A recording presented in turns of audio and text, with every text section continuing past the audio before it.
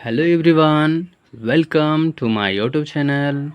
आज की इस वीडियो में हम लोग 10वीं कक्षा की संस्कृत जो चैप्टर 2 जिसका नाम है पाटलिपुत्र वैभवम, इस चैप्टर से रिलेटेड बोर्ड एग्जाम में बहुत प्रश्न पूछे जाते हैं। एग्जाम्पल के लिए बता दें कि इस चैप्टर से लगभग 10 नंबर का प्रश्न पूछा जाता है, जिसमें से 4 या 5 सिर्फ ऑब्जेक्टिव रहता है, ठीक। और बाकी जो प्रश्न रहते हैं वो सब्जेक्टिव यानी 2 नंबर के जो प्रश्न पूछे जाते हैं वो रहते हैं। तो इस वीडियो में हम लोग इस चैप्टर से रिलेटेड जितने भी ऑब्जेक्टिव जो बोर्ड एग्जाम में पूछे गया है और पूछे जाने की जो संभावना है, ये सभी इस वीडियो में कवर करेंगे। तो बिना किसी देरी के वीडियो को स्टार्ट करते हैं। सबसे पहले क्वेश्चन, किसके काल में पाटलिपुत्र की रक्षा व्यवस्था और शोभा उत्कृष्ट थी? तो सबसे ज़्यादा उत्कृष्ट बात करें तो चंद्रगुप्त मौर्य के समय में था।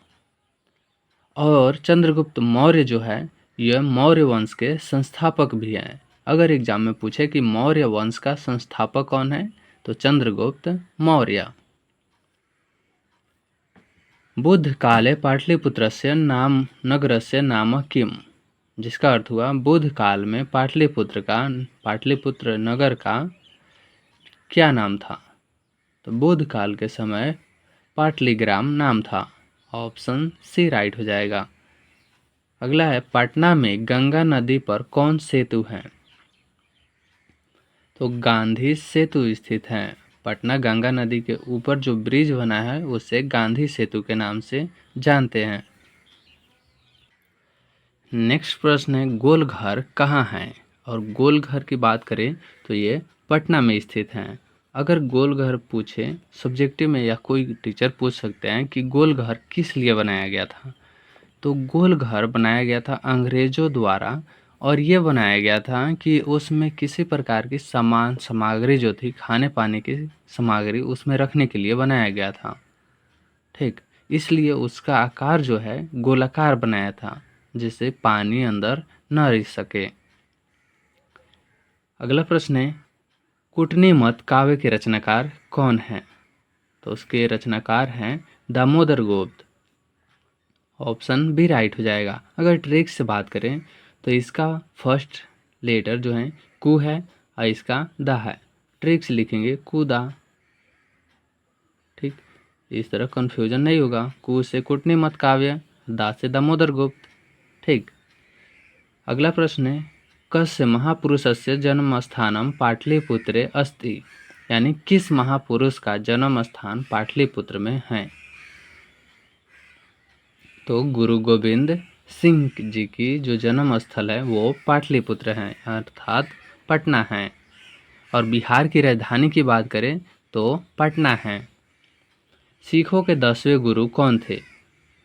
सिखों के 10वें गुरु कौन थे? आप सभी को पता होगा कि सिखों के 10वें गुरु गोविंद सिंह थे।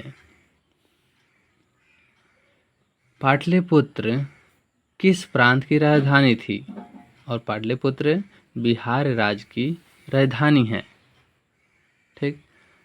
दामोदर गुप्त ने किस काव्य की रचना की है? दामोदर दास किए हैं कूटनी मत के। अभी आपको ट्रिक से बताएं, कु दा अर्थात कूटनी मत के लेखक कौन है? दामोदर गुप्त। काव्य मीमांसा के कवि कौन है? अगर काव्य मीमांसा की बात करें और इसका लॉजिक ट्रिक से देखें तो का रा, इसका लॉजिक ट्रिक हो जाएगा कारा, यानी काव्य मीमांसा रा से राजशेखर। ऑप्शन ए राइट हो जाएगा। अगला प्रश्न है, राज्ञ अशोकस्य समय अस्य नगरस्य वैभवम कीदृश आसीत्, जिसका अर्थ हुआ राजा अशोक के समय इस नगर की वैभव कैसा थी? तो उस समय जो इस नगर का वैभव था वो था समृद्ध, यानी पूरी तरह से विकसित था। मेगास्थनीज पटना किसके समय में आया था? तो मेगास्थनीज आए थे चंद्रगुप्त मौर्य के समय। और मेगास्थनीज की एक पुस्तक है जिसका नाम है इंडिका। मेगास्थनीज की एक पुस्तक का नाम क्या है? इंडिका। और ये भी एग्जाम में पूछा गया प्रश्न है। पाटलिपुत्र पटना के नाम से कब प्रसिद्ध हुआ? पहले तो था पाटलिपुत्र, बाद में इसका नाम पटना हुआ। तो ये कब फेमस हुआ? ये फेमस हुआ था मध्यकाल में। मध्यकाल में प्रसिद्ध हुआ। फेमस इंग्लिश वर्ड है जिसको हिंदी में प्रसिद्ध कहते हैं। पाटल पुष्पों की पुतलिका रचना के आधार पर पटना का कौन सा नाम है? अगर वहाँ की पुष्प के आधार पर बात करें तो पटना का नाम था पाटलिपुत्र। पाटल पुष्प होता था, पाटल पुष्प अर्थात फूल की पुतलिका रचना के आधार पर पटना का कौन सा नाम था? पाटलिपुत्र। पटना का इतिहास कितना वर्ष पुराना है? पटना की इतिहास जो है 2000 वर्ष पुराना है। यहाँ पर कन्फ्यूजन है, 2000 नहीं 2500 वर्ष पुराना है।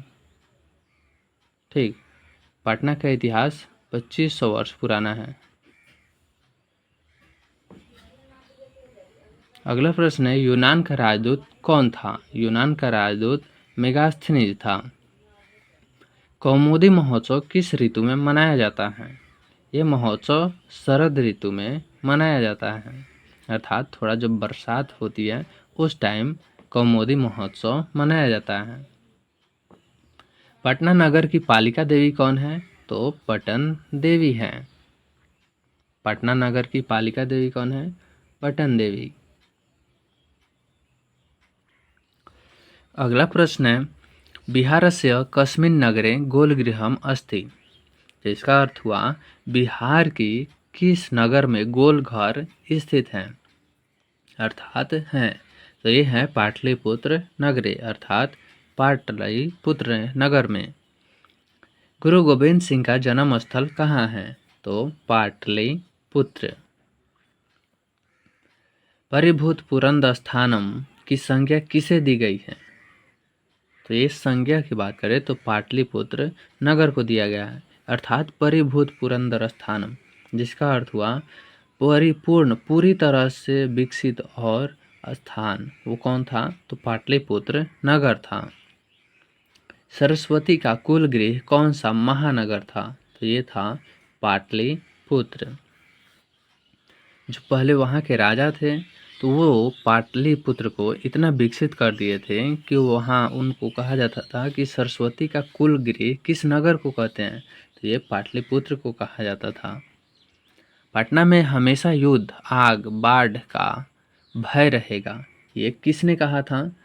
तो ये बोले थे भगवान बुद्ध।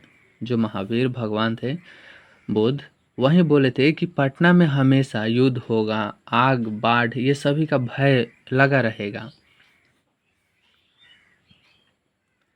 अगला प्रश्न है, कौमुदी महोत्सव डॉट डॉट अतीव प्रचलित, यानी कौमुदी महोत्सव सबसे ज़्यादा प्रचलित कब था? तो ये सबसे ज़्यादा प्रचलित गुप्त शासन काल में था। चंद्रगुप्त मौर्य थे, उसके शासन काल में, गुप्त शासन काल में ये सबसे ज़्यादा प्रचलित था। अगला प्रश्न है, पाटलिपुत्र वैभव पाठ में किस शहर का वर्णन है? तो पाटलिपुत्र से पता चल ही रहा है कि पटना का वर्णन होगा। ऑप्शन सी राइट हो जाएगा। कालचक्र के कारण कितने वर्ष तक मध्यकाल में पटना की स्थिति जर्जर रही थी? मतलब स्थिति पाटलिपुत्र का खराब हो गया था। तो 1000 वर्ष तक पाटलिपुत्र का जो स्थिति था वो जर्जर अर्थात खराब हो गया था। पटना शब्द किस शब्द से बना है? पटना जो बना है वो पत्तनम नाम से बना है। ठीक, अगर बात करें एग्जाम में, देखिए यहाँ पर आपको दिखाई दे रहा होगा 2021, 23 ये सभी एग्जाम में पूछा गया प्रश्न है, इसलिए आप लोग धैर्य बनाकर देखें। वीडियो अच्छा लगता है तो वीडियो को लाइक और चैनल को सब्सक्राइब जरूर कर लीजिए। ठीक, पटना शब्द किस शब्द से बना है? तो पतन से। अगर पूछे एग्जाम में पटना में कौन सी देवी है? तो पटन देवी है। ठीक, गुरु गोविंद सिंह किस धर्म के गुरु थे? ठीक, गुरु गोविंद सिंह जो थे सिख के 24वें गुरु गोविंद सिंह थे। ठीक। पाटलिपुत्र किस नदी के किनारे अवस्थित है? पाटलिपुत्र जो है वो गंगा नदी के किनारे स्थित है। नेक्स्ट प्रश्न है, राजशेखर का प्रमुख काव्य ग्रंथ कौन है? अभी बताए थे हम आपको, का रा यानी काव्य मीमांसा। ठीक, काव्य मीमांसा किसके हैं? राजशेखर के। ट्रिक था क्या? का रा। काव्य मीमांसा के लेखक है राजशेखर। गुरु गोविंद सिंह का जन्म स्थल किस नगर से प्रसिद्ध है? तो उनका जो जन्म स्थान था वो इसलिए फेमस था गुरुद्वारा के नाम से। जो गुरु गोविंद साहब जी थे, उनका जन्म स्थान जहाँ जन्म लिए थे उस स्थान को किस नाम से प्रसिद्ध है? वो गुरुद्वारा के नाम से प्रसिद्ध है। कालांतर में कौन गांव पाटलिपुत्र कहलाया? तो ये पाटली जो था वहीं चलकर पाटलिपुत्र कहलाया था। पाटली था, उसके बाद पाटलिपुत्र लगा। अगला प्रश्न है, गुरु गोविंद सिंह सिख संप्रदायस्य ... गुरु आसित रिक्त स्थान को उचित पद से भरे। तो गुरु गोविंद सिंह जो थे वो सिख धर्म के 10वें गुरु थे। ठीक। मेगास्थनीज कहाँ का राजदूत था? तो मेगास्थनीज जो थे ये यूनान का राजदूत था। मेगास्थनीज अगर एग्जाम में पूछे कि मेगास्थनीज किस देश के थे तो यूनान हो जाएगा। अगला प्रश्न है, मध्यकाले पाटलिपुत्रम वर्ष सहस्र परिमित जीर्णतमभूत रेखांकित पद का प्रश्न निर्माण निम्न में कौन सा है? जो इसमें रेखांकित वर्ड है, शब्द है मध्यकाले, ये कौन सा है? तो इसमें जो बात करें ये हो जाएगा कदा, मध्य कदा। पाटलिपुत्र में विशेष रूप से क्षेत्र रहा है। जो पाटलिपुत्र था उसमें से सबसे ज़्यादा विशेष क्षेत्र कौन था? ऑप्शन ए था धर्म का, उद्योग का, राजनीति का, इनमें सभी का। इसका राइट हो जाएगा आंसर सभी का, क्योंकि जिस टाइम पाटलिपुत्र था उस टाइम धर्म का भी स्थापना था, उद्योग भी था और राजनीति तो ऑलरेडी बिहार में होता ही है। तो इनमें से सभी हो जाएगा। उसके बाद है फाहियान जो चीन से बिलोंग करते थे। ठीक, अगर एग्जाम में पूछे फाहियान किस देश का था तो चीनी यात्री था। एग्जाम में ऐसे पूछा जाता है चीनी इनमें से कौन चीनी यात्री है? तो चीनी यात्री कौन है? फाहियान। अगर क्वेश्चन के इसी को उलट कर पूछे कि फाहियान किस देश से हैं तो चीन से हो जाएगा। तो फाहियान भारत किसके शासनकाल में आया था? फाहियान आए थे गुप्त के शासनकाल में। हेनसोंग कब आया था? हेनसोंग आए थे वर्धन वंश के समय में। हर्षवर्धन जो थे उनके समय में हेनसोंग आए थे भारत। यह ग्राम महानगर होगा और अग्निदाह और बाढ़ से हमेशा घिरा रहेगा, ऐसा किसने कहा था? ऐसा बोले थे भगवान महात्मा बुद्ध ने कि ये जो नगर है बाद में महानगर हो जाएगा और ये अग्निदाह और बाढ़ से हमेशा घिरा रहेगा यानी प्रभावित रहेगा। किस काल में पाटलिपुत्र की शोभा और व्यवस्था अत्यंत उत्कृष्ट थी? सबसे ज़्यादा उत्कृष्ट कब थी? तो मौर्य काल में। पतंजलि महर्षि कृत हैं। तो जो पतंजलि हैं प्रेजेंट टाइम में पतंजलि की कुछ क्या बोलते हैं ना कि बिस्कुट या बहुत सारे प्रोडक्ट हैं। तो पतंजलि महर्षि कृत हैं यानी पतंजलि जो महर्षि हैं उनके द्वारा रची गई कृति कौन है? तो महाभाष्य हैं। अर्थशास्त्र की बात करें तो अर्थशास्त्र चाणक्य जी की है। चाणक्य जिसे कौटिल्य के नाम से भी जानते हैं। नगर का समुद्वार कब हुआ? तो ये हुआ था मुगल काल में। समुद्वार कब हुआ था? मुगल काल में। व्याकरण की रचना किसने की थी? व्याकरण की रचना की बात करें तो ये पाणिनि किए थे। पाटलिपुत्र में स्थित हैं। पाटलिपुत्र में महावीर मंदिर भी है स्टेशन के पास। जब आप पाटलिपुत्र पटना जाइएगा तो वहाँ स्टेशन के पास महावीर मंदिर है। उसके बाद तारामंडल है, जैविक उद्यान, मौर्यकालीन अवशेष हैं, यानी इनमें से सभी हो जाएगा। ठीक। अगर संजय जैविक गांधी उद्यान की बात करें तो वो भी पाटलिपुत्र में है। गांधी सेतु भी पाटलिपुत्र में है। ठीक। और महावीर मंदिर जो है, एक महावीर मंदिर से 5-5 जो हॉस्पिटल होते हैं, अस्पताल, वो चलता है। ठीक। कौमुदी महोत्सव आज के किस पूजा के समान होता था? यह होता था दुर्गा पूजा के समान। जो उस टाइम कौमुदी महोत्सव होता था, प्रेजेंट टाइम के दुर्गा पूजा की तरह कौमुदी महोत्सव वो लोग मनाते थे। इंडिका किसकी पुस्तक है? आपको पहले ही बताएं कि इंडिका जो है मेगास्थनीज की पुस्तक का नाम था। और मेगास्थनीज जो हैं यूनान से बिलोंग करते थे, अर्थात यूनान के थे। ठीक।